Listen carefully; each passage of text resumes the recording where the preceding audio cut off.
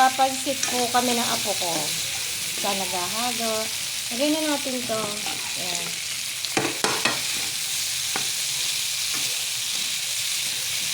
Lagyan natin ng toyo.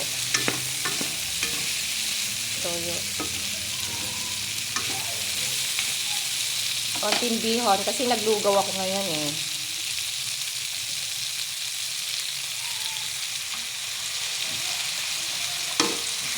Ayan natin. Tapos lalagyan natin ng tubig. Nilagyan ko na po ng tubig. Yan po tubig na yun, pinakulong ko muna. Hindi po talaga malamig. Sige po. Nilagyan ko na po yung bihon. Yan po, yung bihon natin. Kaya medyo madaming sabaw para nasa ganon. Ay, maano po yan. Yan.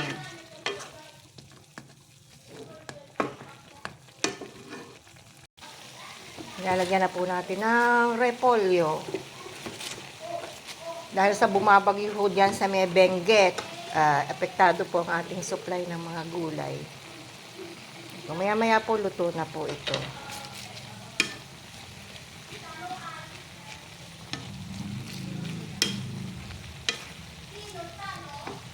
Sige po, bye-bye po. Ito pang dinner namin, tsaka lugaw.